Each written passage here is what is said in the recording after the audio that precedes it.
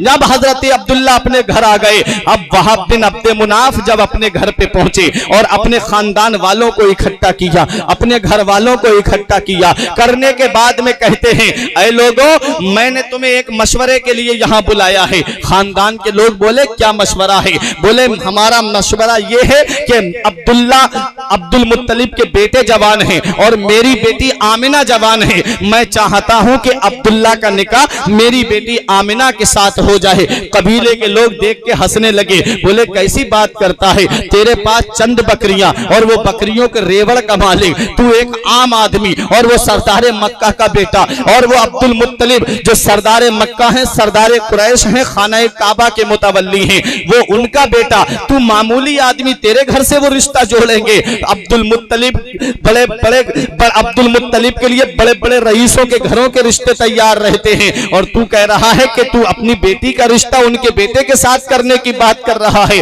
कहा, लोगों, अगरचे मैं गरीब हूं, ऐ लोगों, अगरचे मैं पैसे वाला नहीं हूं, लेकिन कयामत के दिन वो अब्दुल मुत्तलिब के अमीर बेटे का हाथ मांगने वालों में मुझ जैसे गरीब का भी तो नाम आ जाएगा।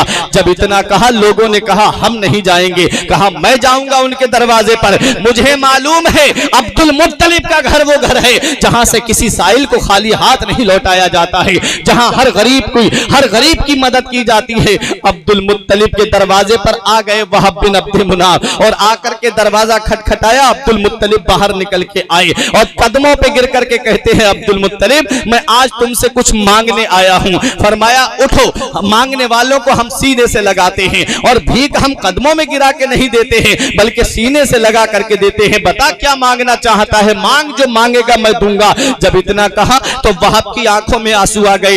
हजरत वहाब बोले कि मैं आज आपसे दौलत का सवाल करने नहीं आया हूं, कोई प्रॉपर्टी का सवाल करने नहीं आया हूं, बल्कि आपके बेटे अब्दुल्ला के लिए अपनी बेटी का हाथ मांगने, अपनी बेटी के लिए मैं आपके बेटे अब्दुल्ला का हाथ मांगने के लिए आया हूं। अल्लाह अकबर। जब इतना सुना, इतना सुनने के बाद अब्दुल मुत्तलिब बोले, जरा ये तो बता, तेरी बेटी का नाम क्या है? अब्दुल मुत्तलिब जो सरदार मक्का हैं, अब्दुल मुत्तलिब जो सरदार कुरैश हैं, अब्दुल मुत्तलिब जो खाना काबा के मुतवल्ली हैं, जो हजारों बकरियों के मालिक हैं। जरा सुनो तो सही, हजरत अब्दुल मुत्तलिब ने हजरत वहाब से ये नहीं कहा तेरी प्रॉपर्टी कितनी है, ये नहीं पूछा तेरी जमीन कितनी है, ये नहीं पूछा तेरी जायदाद कितनी है। फरमाया, बता तेरी बेटी का नाम क्या है? कहा, मेरी बेटी का नाम आमिना है। जब इतना सुना, हजरत अब्दुल मुत्तलिब नाम पे गौर करने लगे।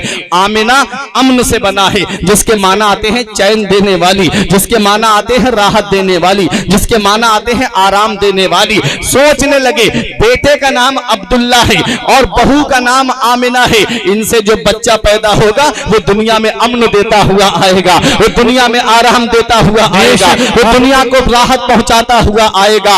हजरत अब्दुल मुत्तलिब कहते हैं, अरे वहाब तुम मेरे दरवाजे पर आ गए, ये बहुत अच्छी बात है, वरना चंद दिनों में मैं खुद तुम्हारे घर पर अपने बेटे का रिश्ता लेकर के आने वाला था। हजरत अब्दुल मुत्तलिब ने कहा, मैं खुद तेरे घर रिश्ता लेकर के आने वाला था। ये मक्के में शादी होने जा रही है। हजरत अब्दुल मुत्तलिब जो इतने बड़े घराने के मालिक हैं, अब्दुल मुत्तलिब जिनके अंडर कई कबीले आते हैं, वो हजरत अब्दुल मुत्तलिब जिनकी प्रॉपर्टी बहुत ज्यादा है, लेकिन वहाब जो बहुत गरीब हैं, उनसे ये नहीं कहते कि तू अपनी बेटी को जहेज में क्या देगा, ये नहीं कहते हैं कि तेरी बेटी मेरे घर पर आएगी तो क्या क्या लेकर के आएगी। आज अपने घरों की शादियों का हाल देख लो, आज अपने अपने घरों का जायजा ले लो। तुम्हारे घरों में भी तो शादियां होती हैं। एक शादी मक्के में होने जा रही है, एक शादी मक्के में होने जा रही है, और आज अपने घरों की शादियों का हाल देख लो। तबाह कर दिया मुआशरे को तुम्हारे यहाँ के शादियों के रस्मों रिवाजों ने। आज न जाने कितने मुसलमान घरों की बहन बेटियां गैर मुस्लिमों के घरों में जाकर के रह रही हैं। ये क्या है? इसमें हमारी कमी है। आज शादी के बढ़ते अखराजात ने मुआशरे को उस दहलीज पे ले जाकर के रख दिया है। न जाने कितनी बहनों के बालों में चांदी उतर आई है, न जाने कितनी बेटियों के बालों में चांदी उतर आई। जरा सोचते नहीं तुम्हारे यहाँ की शादियों का हाल क्या है? तुम्हारे यहाँ की शादियों का क्या हाल है? अगर किसी गरीब की 3-4 बेटी होती हैं पूरी पूरी रात उसको नींद नहीं आती, यही सोचता रहता है कि कहां से मैं अपनी बेटियों के लिए इतने जहेज का इंतजाम करूं, कहां से मैं अपनी बेटियों के लिए इतना जहेज लेकर के आऊं। एक बेटी की शादी करने में इतना कर्ज उस गरीब को हो जाता है कि और बेटियों के बालों में चांदी उतर आती है, और बेटियां घर में उनकी उम्र बढ़ती रहती है, 30-30 साल 35-35 साल की उम्र हो जाती है, और वो यही सोचती रहती है काश मेरे बाप के पास में पैसा होता, काश मेरे बाप के पास में दौलत होती, काश मेरे बाप के पास में इतना रुपया होता तो मेरा बाप मेरे भी हाथ पीले कर देता। आज ऐसे ऐसे गलत रस्मों रिवाज चल गए। अभी हमारे तरफ एक मंगनी हुई थी, उस मंगनी के अंदर बुलेट दी गई थी लड़के के बहनोई को। जरा सोचो तो सही बुलेट की कीमत कितनी होती है। हमारे तरफ 2,80,000 से ऊपर तकरीबन 3 लाख के करीब उसकी कीमत है। उस बुलेट को बहनोई को जब बुलेट दी गई है तो लड़के के बाप को क्या दिया गया होगा, लड़के की माँ को क्या क्या दिया गया होगा, लड़के की बहनों को क्या क्या दिया गया होगा, क्योंकि उमूमन बहनोइयों को और भाइयों को ज्यादा कुछ नहीं दिया जाता है। थोड़ा सोचने की बात है ये बात। और इतनी नुमाइश की गई उस मंगनी की, गली गली कूचो कूचो में उसका प्रचार हो रहा था कि इतना सामान सिर्फ मंगनी में दिया है। जब वो मंगनी कर करके अपने घर पर आए तो मोहल्ले के लोग कह रहे थे अरे जब मंगनी में इसने इतना दिया है तो शादी में कितना देगा। उसी में पड़ोस में अगर कोई गरीब बेटी होगी, उसने सुना होगा तो उसके दिल पे क्या बीती होगी। उस बेटी ने जब ये सुना होगा तो उसके दिल पर क्या बीती होगी। आज मेरे रब ने तुझे अमीर कर दिया, आज मेरे रब ने तुझे पैसा दे दिया, आज मेरे रब ने तुझे दौलत दे दी, आज मेरे रब ने तुझे प्रॉपर्टी दे दी। तू उस प्रॉपर्टी की नुमाइश कर रहा है, तूने गरीबों का ख्याल नहीं किया, तूने उन फकीरों का ख्याल नहीं किया जिनके घर में जवान बेटियां बैठी हुई हैं। रक्षा चलाने वाला गरीब, शाम मजदूरी करने वाला गरीब, पत्थर उठाने वाला गरीब, ईंटें उठाने वाला गरीब, जिसकी 300-400 रुपए की मजदूरी है, वो गरीब जब अपने घर में आता है 200-250 रुपए घर के खर्च में खर्च हो जाते हैं, 200 रुपए बचा करके रखता है। कहां से इतनी प्रॉपर्टी जमा करेगा, कहां से इतना पैसा जमा करेगा। जरा सोचो तो सही उन गरीबों का क्या हाल होगा। जब मोहल्ले पड़ोस में उस मंगनी का जिक्र किया गया होता, उन गरीबों की बेटियों पे कैसी बीत रही होगी। काश मेरे मौला तूने मेरे बाप को भी दौलत दी होती, मेरे बाप को भी गरीब ना बनाया होता तो आज मेरा बाप भी मेरे हाथ पीले कर देता। तुम्हारे यहाँ की शादियों में कैसे रस्म रिवाज आज पैदा हो गए। इस्लाम में तो सादा निकाह का रिवाज था। आज आओ अपने जहन को जरा करीब करो, आज हमारा मुआशरा कहां पर पहुंच गया, आज हमारी सोसाइटी कहां पर पहुंच गई। आज तबाह कर दिया इस मुआशरे को इस रस्म रिवाज ने। ऐसे ऐसे मुआशरे में चीजें जन्म लेने लगी। उस गरीब ने अगर किसी से कह दिया मेरी बेटी का रिश्ता लगाओ तो जो बीच वाला होता है वो कभी महीनों रिश्ते को चलाता रहता है, कभी लड़के के यहाँ खाता है, कभी लड़की के यहाँ पर खाता है, और वो गरीब 300 रुपए की मजदूरी करने वाला ला करके उसको अच्छा खिलाता है ताकि मेरी बेटी का रिश्ता कराएगा। और उसके महीनों रिश्ता चलने के बाद में कहता है कि लड़के का बाप देखने के लिए आएगा या लड़के की मां देखने के लिए आएगी। ये सारी बातें आज इस दौर में चल रही हैं। कभी खबर आती है अभी बहन और बहनोई देखने के लिए रह गए हैं, वो भी देखने के लिए आएंगे। कभी खबर आती है अभी लड़के का भाई रह गया है, वो भी देखना चाहता है। उसके बाद महीनों रिश्ते चलते हैं, 6-6 महीने रिश्ते चलते हैं, 1-1 साल रिश्ते चलते हैं। उसके बाद में क्या नतीजा निकलता है, यही नतीजा निकलता है कि आकर के कहता है कि लड़के के भाई को लड़की पसंद नहीं आई या लड़के के बहनोई को लड़की पसंद नहीं आई। अरे जालिम, जब रिश्ता करना ही नहीं था क्यों उस गरीब के घर पर गया खाने के लिए। जब तुझे उस घर से रिश्ता जोड़ना ही नहीं था क्यों तू उसके घर पर जाकर के कह रहा था कि मैं तेरी बेटी का रिश्ता करा दूंगा। अरे नादान, क्या इसका हिसाब नहीं देना पड़ेगा। मेरा रब सब जानता है। मेरे रब ने आज तुझे अमीर बना दिया है। हमने उन लोगों को भी देखा है जो कभी कारों से घूम रहे थे, आज उनके पैरों में चप्पल नसीब नहीं है। और हमने उन गरीबों को भी देखा है जिनके पैरों में चप्पल नहीं होती थी, आज बिल्डिंगों में महलों में फख्र कर रहे हैं। रोजी देने वाली जात अल्लाह की है, दौलत देने वाली जात अल्लाह की है, पैसा देने वाली जात अल्लाह की है, सरमाया देने वाली जात अल्लाह की है। मौला अली शेर खुदा फरमाते हैं दौलत पर और सेहत पर कभी भरोसा मत करना, क्योंकि बीमारी आने में वक्त नहीं लगता और पैसे के जाने में वक्त नहीं लगता। ये क्या है हजरत गिरामी, अगर अल्लाह ताला ने इस इंसान को मालदार बनाया रहा था, इसको चाहिए था कि गरीबों की गरीबी के लिहाज रखता, गरीबों की मदद करता, गरीबों को अपने सीने से लगा के कहता, अरे नादान, अगर किसी का रिश्ता जुड़ भी जाता है तो अगर वो घर पर आ जाए उसका समधी, तो पूछता है, समधी साहब जरा ये बताओ कि तुम बारात कितनी लेकर के आओगे? तो कहता है बारात क्या, ऐसी 500-600 लोग आ जाएंगे तेरे घर पर बारात में। अल्लाह अकबर, खुद तो 100 लोगों के कार्ड छपवाए दावत देने के लिए, और जब बारात लेके जा रहा है तो 500 और 600 की बारात लेकर के जा रहा है। मजदूरी करने वाला गरीब कहां कहां से ला करके जोड़ करके खाने का इंतजाम करता है, कहां कहां से जोड़ करके अपनी बेटी को जहेज देता है। अरे जिसने अपनी बेटी दे दी उसने अपना सब कुछ दे दिया। आज वही बेटी जब अपने ससुराल में आती है तो उसे जहेज का ताना दिया जाता है, उसे जहेज के ताने दे करके आज भी मुआशरे के अंदर तंग किया जाता है। आओ जरा देखो अपने यहाँ की शादियां देखो, और एक शादी मक्के में होने जा रही है। हजरत अब्दुल मुत्तलिब हजरत वहाब से कहते हैं कि तू अपनी सिर्फ बेटी का नाम बता दे, मुझे तेरी दौलत से मतलब नहीं, मुझे तेरी प्रॉपर्टी से मतलब नहीं, मुझे तेरे खानदान से मतलब नहीं, सिर्फ तू अपनी बेटी का नाम बता। हजरत वहाब बोले मेरी बेटी का नाम आमिना है। अब्दुल मुत्तलिब बोले मुझे रिश्ता मंजूर है। ये नहीं पूछा जहेज में क्या दोगे, ये नहीं पूछा तेरी बेटी मेरे घर क्या लेकर के आएगी। बोले बारात कब लाओगे? कहा जा तीसरे दिन तेरे घर पर बारात आएगी। कहा लोग कितने आएंगे? कहा 11 लोगों से ज्यादा लोग तेरे घर पे बारात में नहीं आएंगे। अल्लाह अकबर, ये 500-500 की बारातें ले जाने वालों, ये 1-1 की बारातें ले जाने वालों, ये 600 की बारातें ले जाने वालों, जरा सीखो मक्के की शादी से कैसा निकाह हो रहा है मक्के में, और आज अपने यहाँ के निकाहों को देख लो। यही वजह है कि बहू जो घर में आती है 1 महीना नहीं गुजरता अपना चूल्हा अलग कर लेती है। अरे नादान, तूने उसको बहू समझाई कब था? तूने उसको अपनी बेटी समझाई कब था? तूने तो अपने बेटे की बोली लगवाई थी, तूने तो अपने बेटे को बेचा था, तेरे बेटे को खरीदा है उसने, कैसे तुझे तेरा बेटा तेरे काम आ सकता है? और वो लड़की जो तेरे घर में बहू बन करके आई है, उसके बाप, उसने अपने बाप का रातों में रोना देखा है।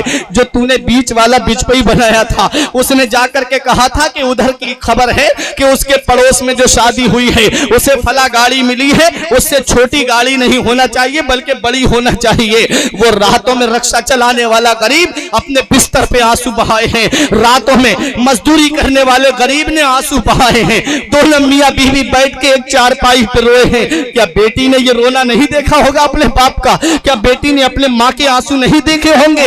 यही वजह है कि जब वो बेटी जब बहू बन करके आती है तो फिर वो बेटी बन के नहीं आती है, फिर वो बहू बन करके रहती है।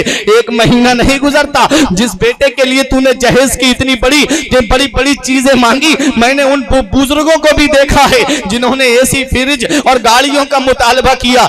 उन लोगों को एक प्याले में पानी पीना तक नसीब नहीं होता है, सारा सामान बहू अपने कमरे में अलग रख लेती है, गाड़ी पर एक बार भी उस बुजुर्ग को बैठना नसीब नहीं हुआ, लेकिन वो मांगने के लिए, बेटे के लिए अपना हलक फाड़ करके कह रहा था कि मुझे मेरे बेटे के लिए ये चाहिए। अरे नादान, तुझे अल्लाह ने दौलत दी थी, तू उस गरीब के घर पे जाता, उसका हाथ अपने हाथ में रख के कहता है, ए मेरे भाई, अल्लाह ने मुझे दौलत दी है, अल्लाह ने मुझे पैसा दिया है, अल्लाह ने मुझे सरमाया दिया है, अल्लाह का दिया सब कुछ मेरे पास है, बस एक बेटी की कमी है, मुझे, मैं बेटी को लेने के लिए आया हूँ। ये बात जब वो लड़की सुनती तो फिर वो तेरे घर में तेरी बेटी बन करके आती, तुझे वो सास ससुर नहीं बल्कि अपने माँ बाप का दर्जा देती हुई नजर आती। लेकिन तूने उस बेटी को खून के आंसू रुलाया, तूने उसके माँ बाप को खून के आंसू रुलाया। ये हाल है आज हमारे यहाँ की शादियों का, ये हाल है आज हमारे यहाँ के ये शादियों के रस्म रिवाज का। कहां से कहां मुआशरा पहुंच गया, कहां से कहां हमारा हाल पहुंच गया। जरा अपने जहन को करीब तो करो, शादी मक्के में हो रही है और एक शादियां हमारे घरों में होती हैं, बैंड के साथ शादी जाती है, बाजे के साथ शादी जाती है। अरे नबी की सुन्नत अदा करने जा रहे हो, आका फरमाते हैं अन निकाह मिन सुन्नती फमन रग़िबा अन सुन्नती फलैसा मिन्नी, निकाह मेरी सुन्नत है, जो मेरी सुन्नत से एराज करेगा उससे वो मुझसे नहीं है, मतलब मेरे तरीके पे नहीं है। सुन्नत अदा करने जा रहे हो और काम शैतानी लेकर के जा रहे हो, कहां से उस शादी में बरकत होगी, कहां से वो निकाह के अंदर बरकतें होंगी। बच्चे भी पैदा होंगे तो वो भी दादा दादी का कहना मानने वाले नहीं होंगे, क्योंकि तूने सुन्नत का मजाक उड़ाया, तूने सुन्नत की हंसी बनाई और उन सुन्नत के काम में गुनाह के कामों को लेकर के गया। जरा सोचो तो सही, हजरत अब्दुल्ला दूल्हा बने हैं, हजरत अब्दुल्ला की बारात चली है, न कोई बाजा न गाजा न कोई शोर हंगामा, सादा निकाह होता है हजरत अब्दुल्ला का। और हजरत अब्दुल्ला का निकाह हो करके जब हजरत आमिना हजरत अब्दुल्ला के घर पे आती है, कितने दिन रुकी? 3 दिन रुकी। और जब तीसरे दिन हजरत आमिना अपने वालिद हजरत वहाब बिन अब्द मुनाफ के घर पर पहुंची तो रोने लगी, आंखों से आंसू निकलने लगे।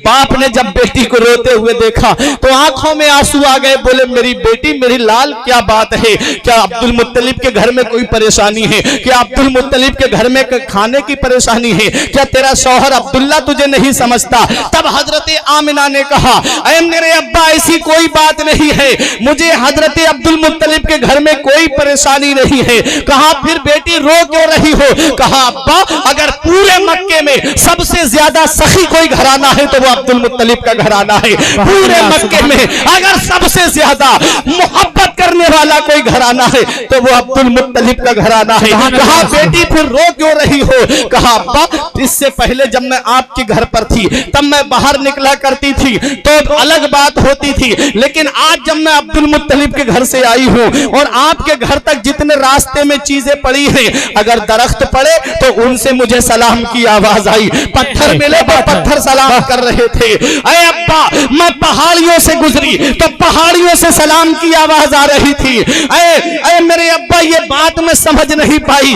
तब हजरत वहाब ने अपनी बेटी की पेशानी को चूम के कहा, मेरी बेटी, आज मेरी तमन्ना पूरी हो गई, आज मेरी आरजू पूरी हो गई, आज मेरी ख्वाहिश पूरी हो गई। कहा अब्बा कौन सी? कहा बेटी, मैं जानता हूं कि आखिरी पैगंबर का नूर अब्दुल्ला की पेशानी में जगमगा रहा था, इसलिए मैंने सोचा कि जब वो आखिरी पैगंबर इस दुनिया में तशरीफ लाए तो बेटी वो तेरे शिकमे मुबारक से तशरीफ लाए, इसलिए मैंने तेरा निकाह अब्दुल्ला के साथ कराया था।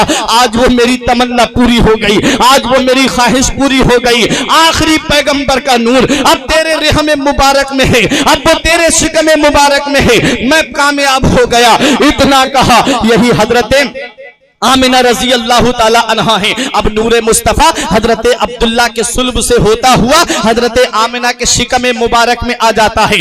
अब देखिए, जब नूरे मुस्तफा कई महीने हो गए तब हजरत अब्दुल मुत्तलिब ने अपने बेटे अब्दुल्ला से कहा, ऐ मेरे बेटे अब्दुल्ला, अब हमारा लाडला इस दुनिया में आने वाला है, बेटा तुम मुल्क के शाम चले जाओ और थोड़ा सामान खरीद लाओ और बेटा कुछ खाने पीने की चीजें ले आना। जब हमारा लाडला आएगा तो हम बेहतरीन इंतजाम करेंगे मक्के में दावत का, सबको खाना खिलाएंगे। हजरत अब्दुल्ला चले हैं काफिले के साथ में। जब वापस आ रहे थे तो मकामे यसरिफ, जिसको मदीना शरीफ कहते हैं, वहां हजरत अब्दुल्ला की तबीयत खराब हो गई। काफिले वाले चले आए, हजरत अब्दुल्ला मदीने शरीफ में रह जाते हैं। हजरत अब्दुल्ला का मदीने में इंतकाल हो जाता है, हजरत अब्दुल्ला का मदीने में विसाल हो जाता है। अब अपने जहन को करीब करो पट्टी के जिंदा दिल मुसलमानों, इधर हजरत आमिना के शिकमे मुबारक में मेरे आका का नूर परवान चल रहा है, इधर हजरत अब्दुल्ला का मदीने में इंतकाल हो जाता है। हजरत आमिना ने एक दिन मेरे शौहर अभी तक नहीं आए, काफिले वाले आ गए। हजरत अब्दुल मुत्तलिब ने अपने बेटे हारिस को भेजा, कहा बेटा जाओ जरा पता तो लगाओ कि अब्दुल्ला अभी तक क्यों नहीं आए। जब हारिस पहुंचे मदीने में तो उन्हें खबर मिली, उन्हें पता चला कि हजरत अब्दुल्ला का इंतकाल हो गया, हजरत अब्दुल्ला का विसाल हो गया। जरा सोचो तो सही, उस औरत से पूछो जिसके शिकमे मुबारक में जिसके शिकमे मुबारक में मदीने वाले मुस्तफा का नूर परवान चल रहा है। जरा सोचो तो सही। और हजरत अब्दुल्ला का साया सर से उठ गया, कैसी बीतती होगी हजरत आमिना के दिल पर। हारिस आए मदीने से मक्का, पूछा अब्दुल मुत्तलिब ने, बेटा क्या बात, अब्दुल्ला को लेकर नहीं आए? कहा अब्बा अब अब्दुल्ला इस दुनिया में नहीं रहे, अब्दुल्ला का इंतकाल हो गया है। जब अब्दुल मुत्तलिब ने इतना सुना तो अपना सर पकड़ करके बैठ गए, सोचने लगे किस मुंह से अपनी बहू से कहूंगा कि अब उसका शौहर इस दुनिया में नहीं रहा, अब कैसे अपनी बहू आमिना को बताऊंगा और वो इस हाल में है। हजरत अब्दुल्ला के विसाल की खबर अभी हजरत आमिना को नहीं दी जाती है। हजरत अब्दुल्ला को जब कई दिन हो गए, हजरत आमिना ने फिर पूछा, अब्बा अब्दुल्ला की कोई खबर नहीं आई।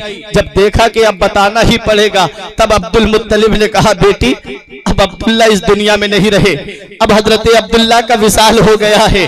जब इतना सुना हजरत आमिना बैठ जाती हैं और रब की बारगाह में अर्ज करती है, मेरे मौला, मेरे शौहर की अमानत मेरे शिकम में परवान चल रही है और तूने मेरा सहारा पहले ही उठा लिया। गैब से आवाज आती है, आमिना परेशान मत हो, हमने इसके वालिद का साया हिकमत से उठाया है। ऐ आमिना, इसके वालिद का साया हमारी हिकमत से उठा है। ऐ आमिना, जो तेरे शिकम में परवान चल रहा है उसे किसी के सहारे की जरूरत नहीं है, उसका खुदा उसका सहारा है और वो सारी खुदाई का सहारा है। बरेली का इमाम पुकार के कहता है, गमजदों को रजा मुज्दा दीजे के है, गमजदों को रजा मुज्दा दीजे के है, बेकसों का सहारा हमारा। नारे तकबीर, नारे रिसालत, नारे गौस, मसलके आला हजरत, मसलके आला हजरत, सरकार की आमद, सरकार की आमद, नारे तकबीर, नारे रिसालत। वाह सुभान अल्लाह। हजरत आमिना रजी अल्लाह ताला अन्हा रात दिन हजरत अब्दुल्ला को याद करके रोती थी, आंखों से आंसू निकलते थे।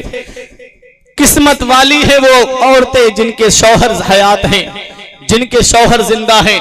न जिस औरत के सर से उसके शौहर का साया उठ जाता है उसकी न मैके में कोई इज्जत होती है, न ससुराल में कोई इज्जत होती है। कोई उससे प्यार मोहब्बत के साथ बात करने के लिए तैयार नहीं होता। मैं गुजारिश करूंगा, मेरी माँ बहनें भी इस प्रोग्राम में आई हैं, अपने शौहरों की इज्जत करो, अपने शौहरों की तौकीर करो, अपने शौहरों के साथ मोहब्बत के साथ पेश आओ, क्योंकि ये शौहर अल्लाह की बहुत बड़ी नेमत है। हमने उस औरत को भी देखा है जो कुर्सी पे बैठ करके सोने के कंगन पहन करके पूरे घर पे हुक्म जमाती है। क्यों? क्योंकि शौहर का साया सर पे होता है और जिस दिन शौहर का साया सर से उड़ जाता है, बूढ़ी एक कमरे में बैठी रहती है, सोचती है वो बहू जो उससे पूछती थी शौहर के होने पर, कहती थी अम्मी आज शाम को खाने में क्या खाओगी। बेटा भी पूछता था अम्मी आज शाम को मैं तुम्हारे लिए क्या बनवा दूं। आज वही बूढ़ी शौहर का साया सर पे नहीं है तो कोई उससे एक बात पूछने के लिए नहीं आता कि आज क्या खाओगी। सोचती रहती है काश मेरा बेटा मुझसे बात कर लेता, काश मेरी बहू मुझसे बात कर लेती। शौहर वालियों, अपनी किस्मत पे नाज करो, तुम्हारे शौहर हैं तो उनकी इज्जत करो, उनकी तौकीर करो, उनके साथ मोहब्बत से पेश आओ।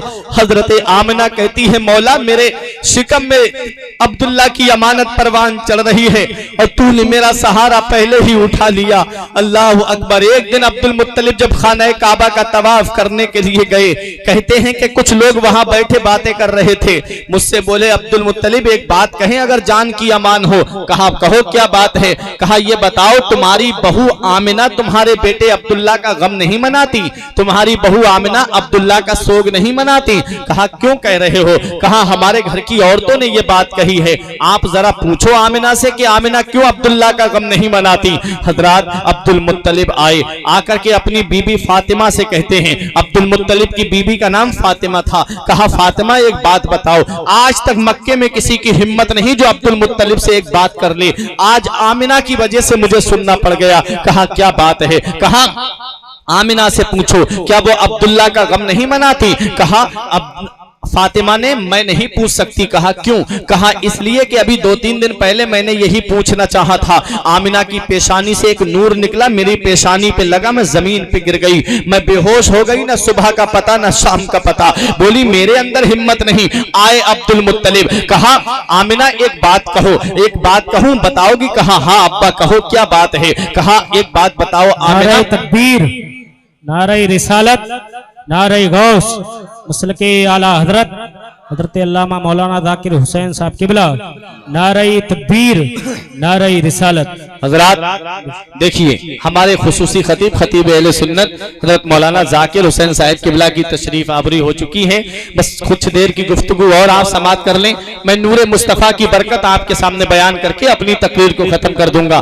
खुसूसी खिताब आपको हजरत का समाप्त करना है। जरा मोहब्बत से दुरूद पाक पढ़ने, अल्लाहुम्मा सल्ली अला सय्यदना व मौलाना मुहम्मदिन व बारिक वसल्लम सलातों व सलामन अलैका या रसूल अल्लाह सल्लल्लाहु अलैहि वसल्लम। अपने नबी की जरा तारीख सुन लो, अपने नबी की हिस्ट्री हिस्ट्री सुन लो। आगे के वाकयात तो आप बहुत सुनते रहते होंगे, लेकिन नबी की तशरीफ लाने से पहले के जरा वाकयात सुन लो। मैं आज आपको बड़ा तारीख की रोशनी में बयान कर रहा हूँ। दुआ है परवरदिगार मेरे बयान करने को और आपके सुनने को अपनी बारगाह में कबूल फरमा ले, ताकि कयामत के दिन ये मेरे लिए निजात का और बख्शिश का जरिया बन जाए। हजरत आमिना से जब अब्दुल मुत्तलिब ने कहा, ऐ बेटी क्या तुम अब्दुल्ला का गम नहीं मनाती, क्या तुम अब्दुल्ला का सोग नहीं मनाती, तब हजरत आमिना ने आंखों में आंसू भर के कहा, अब्बा कैसी बात करते हो, जब से अब्दुल्ला का विसाल हुआ है ना तो दिन को चैन है ना रात को आराम है, हमेशा अब्दुल्ला की याद आती रहती है। कहा बेटी तो ये तुम्हारे जिस्म से खुशबू क्यों आती है, कहा अब्बा आप सिर्फ खुशबू की बात करते हैं, कहा अब्बा सुनो, पहले मैं जब कुएं पे पानी लेने जाती थी तो मुझे डोल डाल करके रस्सी से खींच के पानी निकालना पड़ता था, आज जब मैं कुएं पे जाती हूँ तो पानी ऊपर आ जाता है और मैं पानी को भर लेती हूँ। कहा अब्बा यही कमाल की बात नहीं, बल्कि मक्के की सारी औरतें कहती हैं ए आमना अभी घर मत जाना। कहा क्यों, कहा जब तुम घर चली जाती हो तो कुएं का पानी नीचे चला जाता है, हमें डोल डाल करके भरना पड़ता है, आमिना जब तक तुम खड़ी रहती हो पानी ऊपर रहता है। और यही कमाल की बात नहीं अब्बा, जब मैं पहाड़ों से गुजरती हूँ तो पहाड़ों से सलाम की आवाज आती है, जो दरख्तों से गुजरती हूँ दरख्त ऊपर होते हैं नीचे आ जाते हैं और कहते हैं अस्सलातु वस्सलामु अलैके उम्मी या रसूल अल्लाह, ए अल्लाह के रसूल की माँ तेरे ऊपर सलाम हो। कहा यही कमाल नहीं, कहा अब्बा यही कमाल नहीं अब्बा, जब मैं गलियों से गुजरती हूँ सारी गलियां खुशबू से महकने लगती हैं, बरेली का इमाम पुकार के कहता है उनकी महक ने दिल के गुंजे खिला दिए हैं, उनकी महक ने दिल के गुंजे खिला दिए हैं, जिस राह चल गए हैं कूचे बसा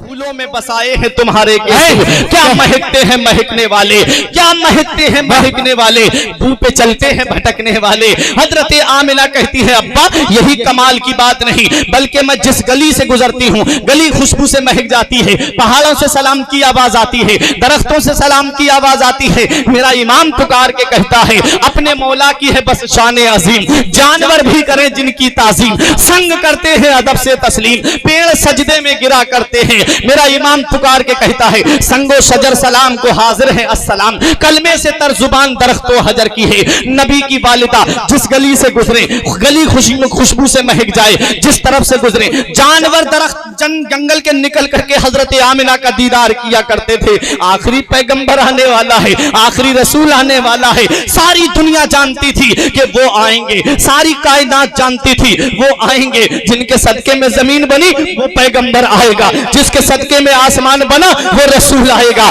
जिसके सदके में चांद बना वो रसूल आएगा, जिसके सदके में सूरज बना वो रसूल आएगा। अरे चांद ने जब सूरज से पूछा ए सूरज ये तो बता जिसके सदके में हम पैदा किए गए हैं वो पैगंबर कब आएगा, वो रसूल कब आएगा, तो सूरज ने कहा अरे चांद तू कब से इंतजार कर रहा है, मैं तो समझ रहा था उस पैगंबर का इंतजार सिर्फ मैं कर रहा हूं, अरे तू कब से कर रहा है, तो चांद ने कहा अरे मैं तो इस बात का इंतजार कर रहा हूं कब वो पैगंबर मक्के में तशरीफ लाए और मक्के वालों के कहने पर कब वो मुझे उंगली का इशारा करे और मैं दो हिस्सों में बट जाऊं, दो हिस्सों में तकसीम हो जाऊं और कयामत में रब की बारगाह में कह दूं मौला मेरे कटे हुए वजूद को देख, मेरे वजूद को मोहम्मद रसूलुल्लाह की उंगलियों ने देखा है, नबी की अंगुष्ठे मुबारक ने देखा है। तब चांद ने कहा ऐ सूरज तू उनका इंतजार कब से कर रहा है, तो सूरज ने कहा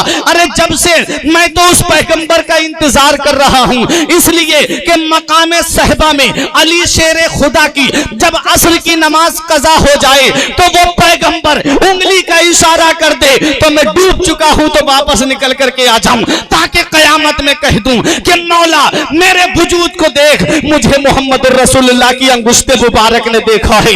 मेरा इमाम पुकार के कहता है सूरज उल्टे पांव पलटे चांद इशारे से हो चाक, सूरज उल्टे पांव पलटे चांद इशारे से हो चाक, अंधे नजदी देख ले कुदरत रसूलुल्लाह। सारी कायनात इंतजार कर रही है। ये आसमान उसी महबूब की आमद के लिए सजाया गया, ये जमीन का फर्श उसी महबूब की आमद के लिए सजाया गया, ये सूरज की लाइट उसी महबूब की आमद के लिए लगाई गई, ये चांद को पैदा किया गया तो उसी महबूब के इस्तिकबाल के लिए सारी कायनात इंतजार कर रही है। वो कब आएंगे? सारी दुनिया कह रही है वो कब आएंगे, वो कब आएंगे? सब मुंतजिर है उस महबूब की आमद के। सूरज मुंतजिर है, चांद मुंतजिर है, सितारे मुंतजिर हैं, आबशार मुंतजिर हैं, जमीन मुंतजिर है, चांद मुंतजिर है। सारी दुनिया उस महबूब की आमद का इंतजार कर रही है। अल्लाह अकबर, जरा देखो तो सही, उस महबूब की आमद का वक्त होने वाला है। वो महबूब अब इस दुनिया में तशरीफ लाने वाला है। अल्लाह अकबर। हजरत गिरहनी हजरत आमिना रजी अल्लाह ताला अन्हा के शिकम मुबारक में वो महबूब पर, उस महबूब का नूर परवान चल रहा है। वक्त करीब आता जा रहा है, घड़ी करीब आती जा रही है, लम्हे करीब आते जा रहे हैं। हजरत आमिना कहती हैं एक दिन ऐसा हुआ कि मेरे घर में कोई नहीं था। मैंने क्या देखा कि बुलंद कामत औरतें अब्दे मुनाफ की बेटियों की तरह मेरे घर में आई और आकर के कहा आमिना परेशान मत हो। कहा मुझे एक प्याला दिया गया, उसमें शरबत था दूध से ज्यादा सफेद, बर्फ से ज्यादा ठंडा, शहद से ज्यादा मीठा। कहा आमिना इसे पी लो। हजरत आमिना कहती हैं मैंने जब उसे पिया तो पीने के बाद मेरी सारी घबराहट दूर हो गई। हजरत गिरामी हजरत आमिना कहती हैं, हजरत आमिना का बयान है कि मैंने क्या देखा कि आसमान के सितारे ऐसा लग रहा था जैसे मेरे आंगन में गिर जाएंगे। हजरत आमिना कहती हैं एक पर्दा आया गैब से, कहा आमिना इस पर्दे को मजबूती से पकड़ लो। हजरत आमिना ने जब उस पर्दे को पकड़ा, कहती हैं कि उसकी रोशनी में एक ऐसा नूर निकला कि मैंने उस नूर की रोशनी में मुल्क शाम के महल्लात को देख लिया। अल्लामा हसन पुकार के कहते हैं फरमाते हैं कि ऐ शहंशाह मदीना अस्सलातु वस्सलाम, जीनत अर्शे मुअल्ला अस्सलातु वस्सलाम, रोशनी में आमिना ने जिनकी देखा मुल्क शाम, वाह क्या वाह चांद निकला अस्सलातु वस्सलाम। हजरात महबूब की आमद होने वाली है। हजरत ईसा अलैहिस्सलाम से लेकर के मेरे नबी की आमद तक 570 साल का जमाना गुजरा, कोई पैगंबर नहीं आया, कोई रसूल नहीं आया, कोई नबी नहीं आया। आप जरा सोचो तो सही, अगर एक महीना इमाम अपनी कौम को मसले ना बताए, एक महीना इमाम अगर अपनी कौम के सामने शरीयत की बातें ना बताए तो कौम कहां से कहां पहुंच जाती है। जरा सोचो तो सही, लोग अपनी तरफ से मसले गढ़ करके लोग आपस में ही बातें कर लेते हैं, इस मसले का जवाब ये है, ये मसला ये है, करते हैं कि नहीं करते हैं। अब जरा सोचो, हजरत ईसा अलैहिस्सलाम से लेकर मेरे नबी की आमद तक 570 साल का जमाना गुजर गया, कोई पैगंबर नहीं आया, कोई रसूल नहीं आया, कोई नबी नहीं आया। क्या हाल हो गया था मक्के वालों का, कौन सी हालत पे पहुंच गए थे मक्के वाले। अगर किसी के यहाँ बेटी पैदा होती तो वो उसको जिंदा दफन कर दिया करता था, अगर किसी का और शौहर मर जाता तो उस बूढ़ी औरत को एक कमरे के अंदर बंद कर दिया जाता, 40 दिन तक उसे कमरे में बंद रखा जाता, पेशाब पाखाने तक के लिए बाहर नहीं निकलने दिया जाता, उसी के अंदर बूढ़ी रहती। 40 दिन के बाद अगर वो जिंदा निकल आती, सर के बाल मूंड करके, चेहरे पे कालक लगा करके, गधे की नंगी पीठ पे बिठा के पूरे कस्बे शहर में घुमाया जाता था। ये वो मनहूस औरत है, मनहूसा औरत है जिसकी वजह से उसका शौहर मर गया। अब बेटों की विरासत में माँ आ जाती थी, बेटे चाहते तो उसे अपने पास में रख लेते या चाहते तो बाजार में जाकर के बेच आते थे, और औरतों को, बीबियों को तो पैर की जूती समझा जा रहा था। बहनों का हाल ऐसा बन चुका था कि भाई खुद अपने हाथ से अपनी बहन का मर्डर कर दिया करता था, कत्ल कर दिया करता था, ताकि मैं किसी का बहनोई, मैं किसी का साला ना कहलाऊं और कोई मेरा बहनोई ना कहलाए। इस हाल में मक्के वाले पहुंच चुके थे। महबूब की आमद से पहले बच्चियों को जिंदा दरगोर किया जा रहा है, नबी की आमद से पहले बच्चियों को जिंदा गाड़ा जा रहा है। जरा सोचो तो सही, एक सहाबी है जिनका नाम हजरत दहिया कल्बी है, उन्होंने आका की बारगाह में आके कहा था आका क्या अल्लाह मेरे गुनाह माफ कर देगा। आका ने फरमाया तेरे गुनाह क्या हैं। कहा आका मैंने बहुत गुनाह किए हैं। फरमाया गुनाह तो बता, मेरा रब बख्शने वाला मेहरबान है, अल्लाह समंदर के झागों के बराबर भी गुनाह माफ कर देता है। कहा तुम्हारा गुनाह क्या है। तब दहिया कल्बी बोले आका मैं अपने कबीले का सरदार था, मेरे अंडर 70 घर आते थे और मैंने अपने इन हाथों से 70 लड़कियों को जिंदा गाड़ दिया है, मैंने अपने इन हाथों से 70 लड़कियों को जिंदा दफन कर दिया है। इतना सुनना था। मेरे आका की बारगाह में जिब्राइल अलैहिस्सलाम हाजिर हुए, अर्ज करते हैं आका दहिया कल्बी से कह दीजिए कि वो इस्लाम कबूल कर ले, कलमा पढ़ ले, अल्लाह सारे गुनाह माफ कर देगा। मेरे आका ने जब ये खुशखबरी सुनाई तो दहिया कल्बी और रोने लगे। फरमाया रो क्यों रहे हो? कहा आका एक गुनाह मुझसे बहुत बड़ा हुआ है। फरमाया क्या? कहा मेरी बीबी पेट से थी, मेरी बीबी हामिला थी और मैं तिजारत के लिए जा रहा था। अपनी बीबी से कह के गया अगर तेरे शिकम से लड़का पैदा हो तो मोहल्ले में मिठाइयां बांटना, अगर लड़का पैदा हो तो खुशी का इजहार करना, और अगर लड़की पैदा हो तो गला दबा करके मार देना। दहिया कल्बी कहते ये कह के मैं चला गया। 7 साल के बाद में आया। आने के बाद में आका मैंने अपना दरवाजा खटखटाया, अंदर से एक बच्ची ने दरवाजा खोला। जब बच्ची ने दरवाजा खोला मैंने पूछा तू कौन है? उसने कहा मैं इस घर के मालिक की बेटी हूँ। उस बच्ची ने पूछा आप कौन है? कहा मैं इस घर का मालिक हूँ। वो बच्ची छोटी सी मेरे पैरों पे लिपट गई, बोली अब्बा आप कहाँ चले गए थे? मैं कब से अपनी माँ से पूछती थी अब्बा कब आएंगे, मैं आपके बारे में सुबह शाम पूछती थी अम्मी अब्बा कब आएंगे।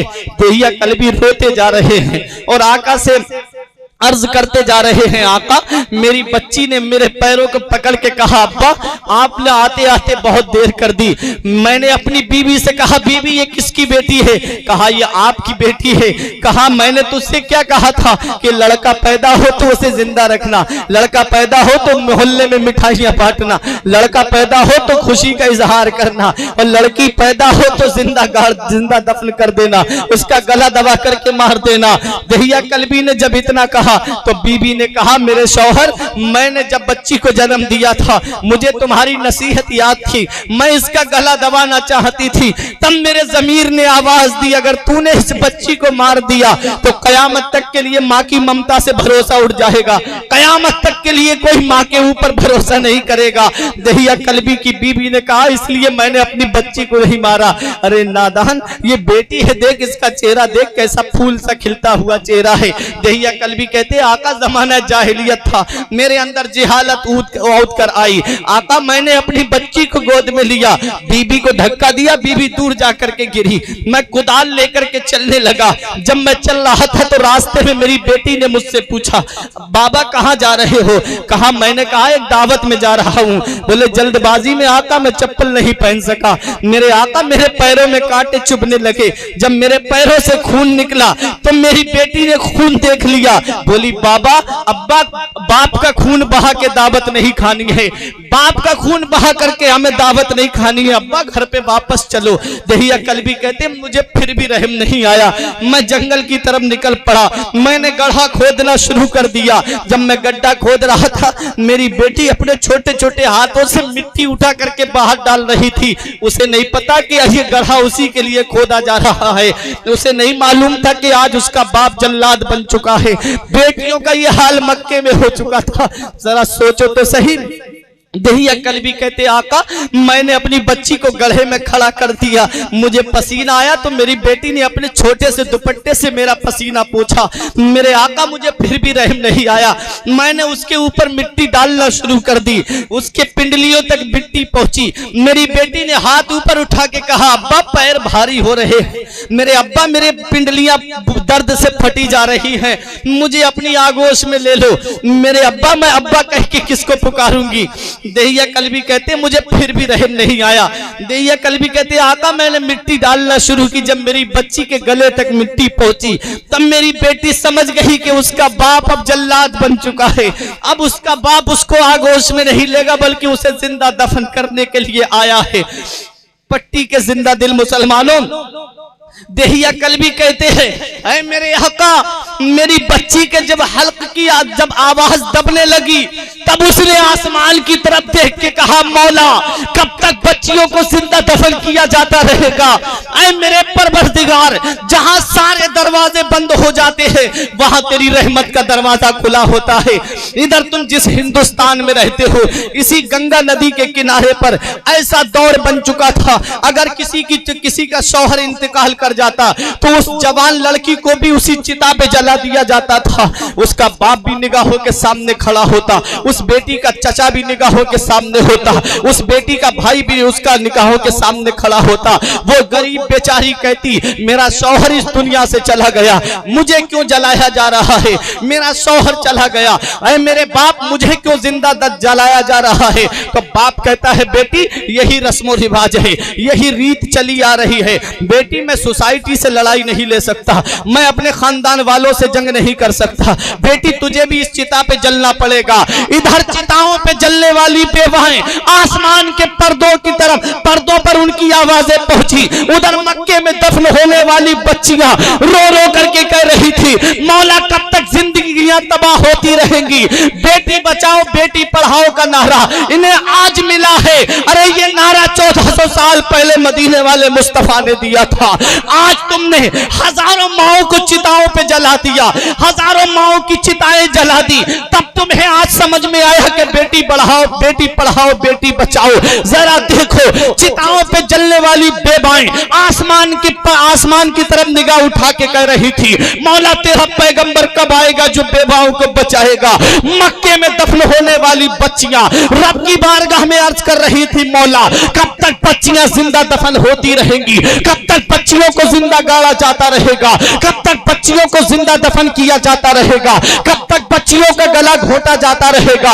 इधर बेवाएं रो करके कह रही थी मौला कब तक बेवाओं को चिताओं पे जलाया जाता रहेगा। तो ए पट्टी के जिंदा दिल मुसलमानों, ठीक 12 रबीउल नूर को ऐन खानाए काबा के सामने से, अब्दुल मुत्तलिब के मकान से, अब्दुल्ला के घर से, हजरत आमिना की गोद में जब नबी की आमद होती है तो आसमान में एक आवाज बुलंद होती है ऐ दफन होने वाली बच्चियों अब परेशान मत हो, ऐ चिताओं पे जलने वाली बेवाओं अब परेशान मत हो, तुम्हें बचाने के लिए मोहम्मद रसूलुल्लाह है। नारे तकबीर, नारे रिसालत, नारे गौस, मसलके आला हजरत, सरकार की आमद, सरकार की आमद, आका की आमद, दिलदार की आमद, सोने की आमद, मक्की की आमद, मदनी की आमद, नारे तकबीर। वाह। कहती थी बेवा इलाही भेज जलवा नूर का, कहती थी बेवा इलाही भेज जलवा नूर का। दफन होती बच्चियां तकती थी रास्ता नूर का। नारियों का दौर था, दिल जल रहा था नूर का। तुमको देखा हो गया ठंडा कलेजा नूर का। सुबह तैबा में हुई बढ़ता है बाड़ा नूर का, सदका लेने नूर का आया है तारा नूर का। मैं गदा तू बादशाह भर दे प्याला नूर का, नूर दिन दूना तेरा दे डाल सदका नूर का। तेरी नस्ले पाक में है बच्चा बच्चा नूर का, तू है आईने नूर तेरा सब घराना नूर।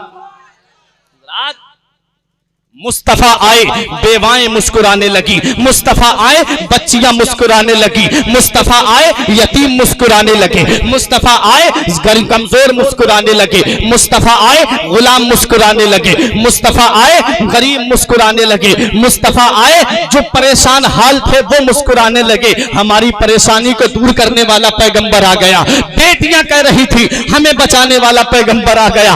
बेवाएं कह रही थी हमें जलने से बचाने वाला पैगंबर आ गया। नबी की आमद हुई मक्के की सरजमीन पर, मुस्तफा तशरीफ लाए मक्के की सरजमीन पर। मेरे नबी की आमद पर हर एक खुशियां मना रहा है, फरिश्ते खुशियां मना रहे हैं, अंबिया खुशियां मना रहे हैं। जिब्राइल की खुशी का आलम ना पूछो। 3 झंडे लेके आए, एक काबे की छत पे गाड़ा, एक बैतुल मुकद्दस की छत पे गाड़ा, एक हजरत आमिना के मकान की छत पे गाड़ा। एक रिवायत है कि एक काबे की छत पे गाड़ा, एक मशरिक में गाड़ा, एक मगरिब में गाड़ा और दुनिया को पैगाम दे दिया वो तशरीफ लाया है जिसकी सारी कायनात पर हुकूमत होगी। वो आ गया है जिसकी सारी कायनात पर हुक्मरानी होगी। जिब्रील झंडे गाड़ के खुशी का इजहार कर रहे हैं। उधर आदम मुबारकबाद दे रहे हैं, नूह मुबारकबाद दे रहे हैं, इब्राहिम मुबारकबाद दे रहे हैं, इस्माइल मुबारकबाद दे रहे हैं। अरे जिसका इंतजार कर रहे थे वो आ गए हैं। आसमान कह रहा है वो आ गए, जमीन कह रही है वो आ गए, चांद सूरज कह रहा है वो आ गए, सितारे कह रहे हैं वो आ गए। सब खुशी मना रहे हैं, अंबिया खुशियां मना रहे हैं, फरिश्ते खुशियां मना रहे हैं। ऐसे आलम में जब इब्लीस को ढूंढा जाता है, जब शैतान को तलाश किया जाता है, तो मक्के के बाहर एक पहाड़ी है जिसे बुक कुबैस कहते हैं, पहाड़ी पर अपना सर मार रहा था। शैतानों ने पूछा, अरे आप यहाँ क्या कर रहे हैं? तब इब्लीस ने कहा, दूर हो जाओ मेरी नजरों से, तुम्हें पता नहीं मेरे मंसूबे को खाक में मिलाने वाला पैगंबर आ गया, मेरे निजाम को दरहम बरहम करने वाला रसूल आ गया। इधर नबी खुशियां मना रहे हैं, फरिश्ते खुशियां मना रहे हैं, अंबिया खुशियां मना रहे हैं, जिब्राइल खुशियां मना रहे हैं। उधर शैतान के पेट में दर्द हो रहा है। तो ऐ पट्टी के जिंदा दिल मुसलमानों, लड़ने की जरूरत नहीं है, झगड़ने की जरूरत नहीं है, बहस करने की जरूरत नहीं है।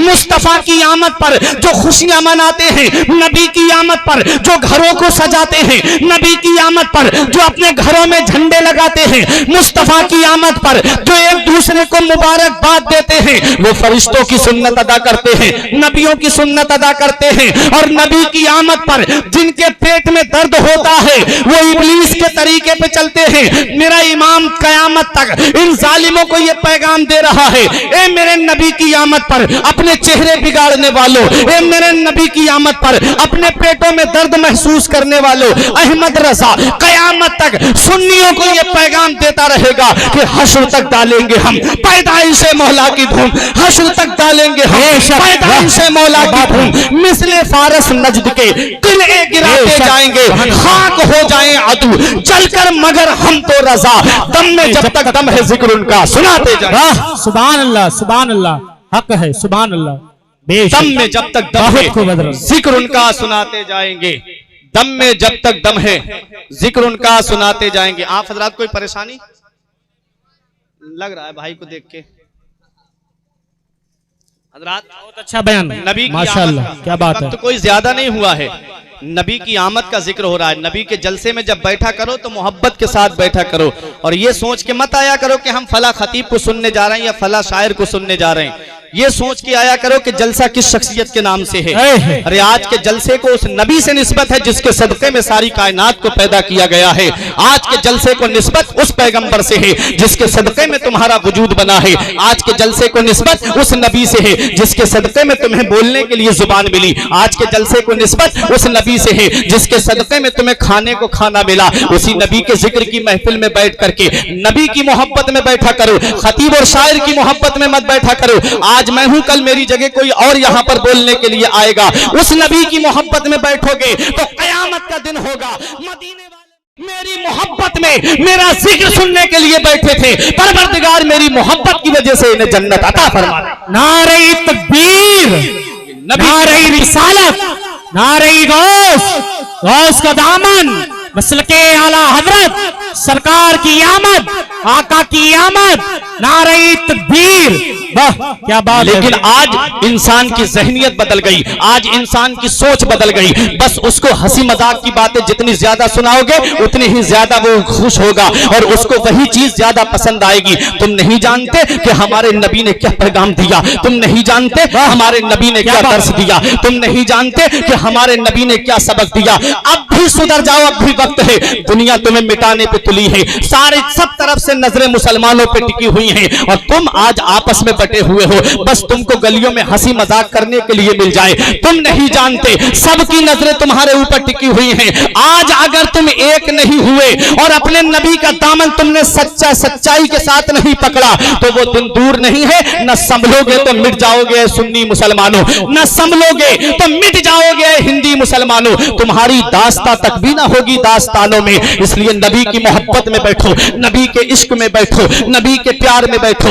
मदीने वाले मुस्तफा की आमद मक्के की सरजमीन पर हुई। नबी मक्के में तशरीफ लाए, बेवाएं मुस्कुराने लगी, बच्चियां मुस्कुराने लगी, ज़ईफ मुस्कुराने लगे, कमजोर मुस्कुराने लगे, गुलाम मुस्कुराने लगे। आ गया वो पैगंबर, आ गया जो हमें गुलामी से निजात देगा, आ गया वो पैगंबर जो हमारी बच्चियों को बचाएगा। अल्लाह अकबर। जब मेरे आका माँ के शिकम में थे, बाप का साया सर से उठ गया। जब 6 साल की उम्र हुई, हजरत आमिना ने कहा बेटा अपने दादा अब्दुल मुत्तलिब से पूछो, हमें अब्दुल्ला की बहुत याद आ रही है, हम जरा उनके पास जाना चाहते हैं। मेरे आका अपने दादा के पास तशरीफ लाए और अपने दादा से कहा दादा हम यसरिब जाना चाहते हैं। अब्दुल मुत्तलिब ने कहा ठीक है, कहा हमारी अम्मी भी जाएंगी, कहा ठीक है। हजरत अब्दुल मुत्तलिब ने बांदी उम्मे ऐमन को साथ में कर दिया। यही बात बयान करके तकरीर खत्म करने जा रहा हूं। बांदी उम्मे ऐमन है, मेरे आका है और हजरत आमिना है, 3 लोग जा रहे हैं। जब मकामे अबवा आता है, मक्के और मदीने के बीच में जगह है, जब मकामे अबवा में पहुंचने के बाद में हजरत आमिना की तबीयत खराब हो गई। कोई आम खातून बीमार नहीं हुई है, कबीला कुरैश की एक मुअज़्ज़ज़ खातून बीमार हुई है। हजरत आमिना पे वो वक्त आया जो सबसे आना है, वो घड़ी आई जो सबसे आनी है, वो टाइम आया जो सबसे आना है। जब जाकनी का आलम तारी हुआ, हजरत आमिना जब लेटी हुई थी तो मेरे आका ने अपनी माँ के सर को अपने जानू पर रख लिया और मेरे आका अपनी माँ का सर दबाने लगे। जन्नत की हूरों ने कहा या रसूल अल्लाह, आपको ये परेशानी उठाने की जरूरत क्या है? आका हमें इजाजत दे दे, हम आपकी माँ की खिदमत करें, हम आपकी माँ का सर दबा दें। तो मेरे नबी का किरदार बोल रहा था, नबी का कैरेक्टर बोल रहा था, नबी की सीरत बोल रही थी, नबी का उसवा हसना बोल रहा था कि माँ की खिदमत का हक नर्सों नौकरानियों की ड्यूटी लगा के अदा नहीं होता है, माँ की खिदमत का हक तब अदा होता है जब बेटा खुद अपनी माँ की खिदमत करता है। नबी अपनी माँ का सर दबा रहे हैं, मेरे नबी की आंखों से आंसू निकले। मुशफिका माँ का साया सर से उठने वाला है, शफीका माँ का साया सर से उठने वाला है, नबी की आंखों से आंसू निकले, हजरत आमिना के चेहरे पर गिरे। हजरत आमिना ने आंखें खोल के देखा शहजादा रो रहा है। हजरत आमिना ने अपना हाथ नबी के चेहरे अनवर पर फेर के कहा मत रो मेरे लाल, आंसू मत बहा मेरे लाल, तू दुनिया में रोने के लिए नहीं आया है। अगर किसी के बाप का इंतकाल हो जाए तो बच्चे को कितने लोग ढारस देने की बात करते हैं, कितने लोग होते हैं जो बच्चे को सहारा देने की बात करते हैं। अगर किसी का बाप इंतकाल कर जाए, चचा कहता है मत रो मेरे भतीजे, अभी तेरा चचा मौजूद है। ताऊ कहता है मत रो मेरे भतीजे, तेरा ताऊ मौजूद है। दादा कहता है तेरा दादा अभी मौजूद है। खालू अलग सहारा देने की बात करता है, फूफा अलग सहारा देने की बात करता है, खानदान वाले अलग सहारा देने की बात करते हैं। कुर्बान जाओ मदीने वाले मुस्तफा पर, कुर्बान जाओ दोनों आलम के मालिक मुख्तार पर। बाप का साया तो तभी सर से उठ गया था जब माँ के शिकम में थे, और जब 6 साल के हुए तो माँ भी रुखसत होने वाली है। कोई नहीं है जो सहारा देने की बात करे, कोई नहीं है जो ये कहे कि मोहम्मद हम तेरा साथ देंगे। अल्लाह अकबर, मेरे आका की आंखों से आंसू निकले। हजरत आमिना ने मेरे नबी को अपने सामने बिठाया और कहा बेटे तू रो मत, तू दुनिया में रोने के लिए नहीं आया है बल्कि रोते हुए को हंसाने के लिए आया है। तू आंसू मत बहा, तू आंसू बहाने के लिए नहीं आया है बल्कि बहते हुए आंसुओं को पोंछने के लिए आया है। बच्चे माँ बाप की मौत पर इसलिए रोते हैं कि माँ बाप के बाद में बेसहारा हो जाएंगे। मेरे लाल तू किसी के सहारे का मोहताज नहीं है, तेरा खुदा तेरा सहारा है और तू सारी खुदाई का सहारा है। मेरा इमाम पुकार के कहता है गमज़दों को रजा मुज़दा दीजे के है, गमज़दों को रजा मुज़दा दीजे के है, बेकसों का सहारा हमारा नबी।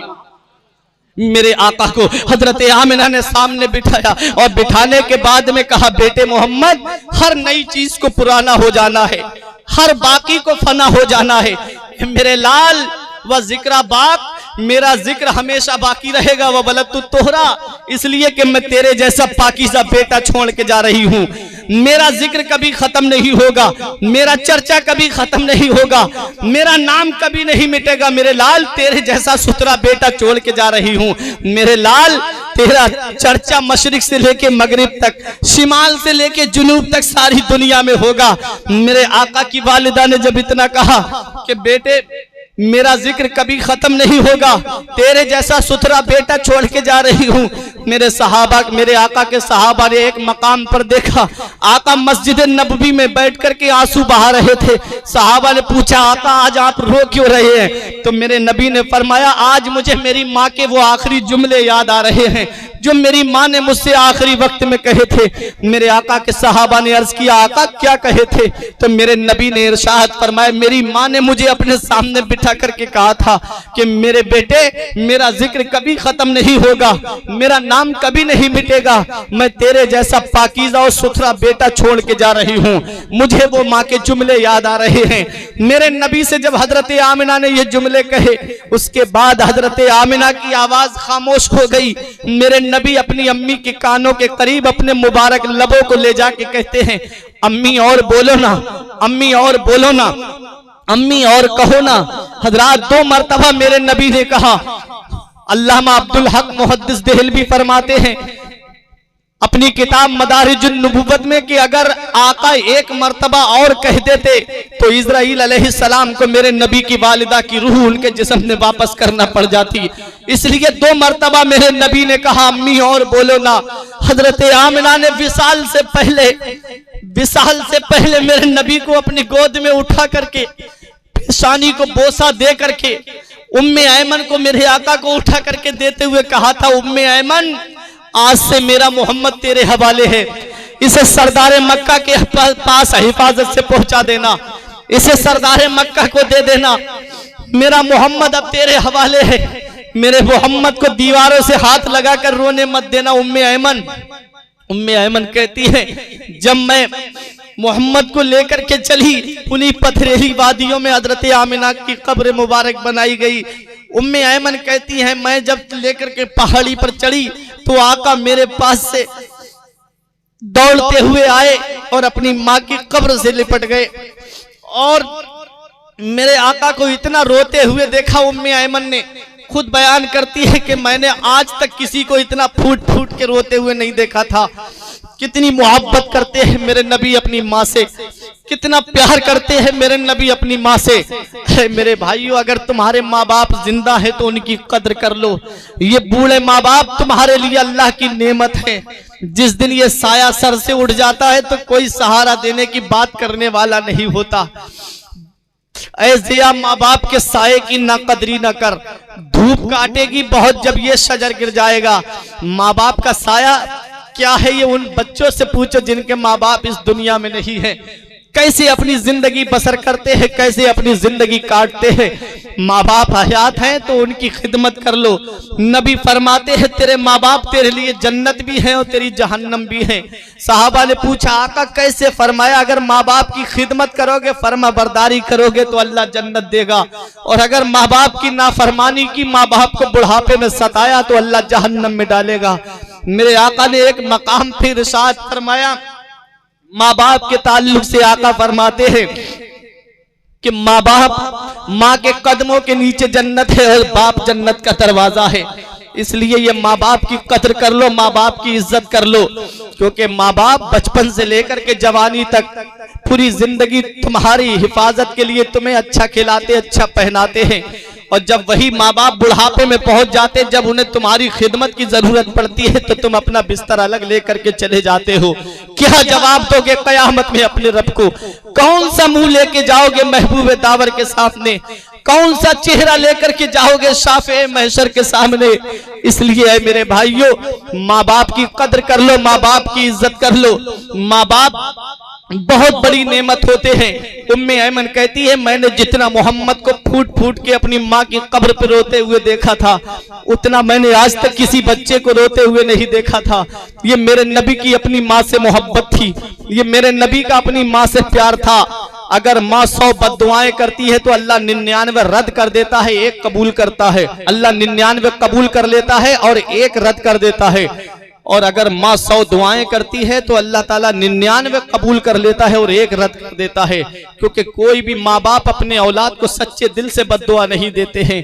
अपने माँ बाप की कद्र कर लो, पहली मोहब्बत है दुनिया में माँ बाप की जो बदला मांगती है। अगर तुम अपने माँ बाप के साथ भलाई करोगे तो तुम्हारी औलाद तुम्हारे साथ भलाई करेगी। इसलिए माँ बाप की इज्जत करो, माँ बाप की कद्र करो। मुश्किल से चंद बच्चों को पाला था जतन से, बुढ़ापे में मेहनत का सिला उनसे से ना पाई।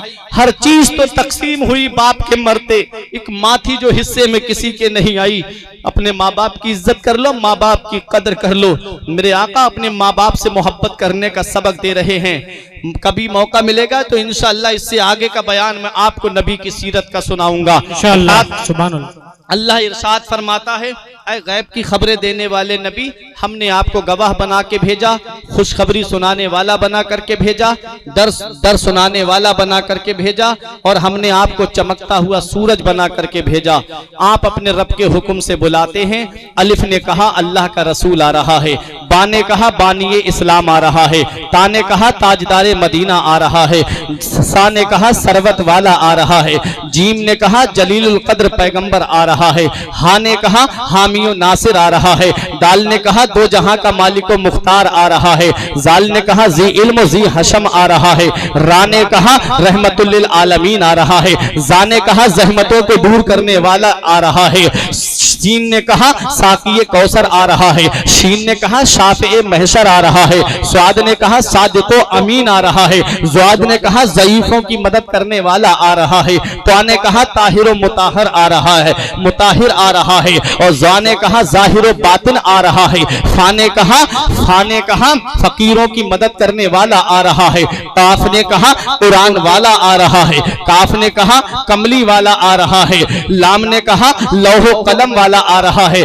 मीम ने कहा मोहम्मद रसूलुल्लाह आ रहा है, नून ने कहा नबियों का इमाम आ रहा है, हा ने कहा हादियो रहबर आ रहा है, और या ने कहा यकता और अनोखी शान वाला आ रहा है। सबसे औला व आला हमारा नबी, सबसे औला व आला हमारा नबी, सबसे बाला व बाला हमारा नबी, अपने मौला का प्यारा हमारा नबी, दोनों आलम का दूल्हा हमारा नबी। मांगने वाले मंगतों को यूं चाहिए, मांगना और किसी से भी क्यों चाहिए, कौन देता है देने को मुंह चाहिए, देने वाला है सच्चा हमारा नबी। सारे अच्छों में अच्छा समझिए जिसे, है उस अच्छे से अच्छा हमारा नबी। सारे ऊंचों में ऊंचा समझिए जिसे, है उस ऊंचे से ऊंचा हमारा नबी। जिसने मुर्दा दिलों को दी उम्रे अबद, है वो जाने मसीहा हमारा नबी।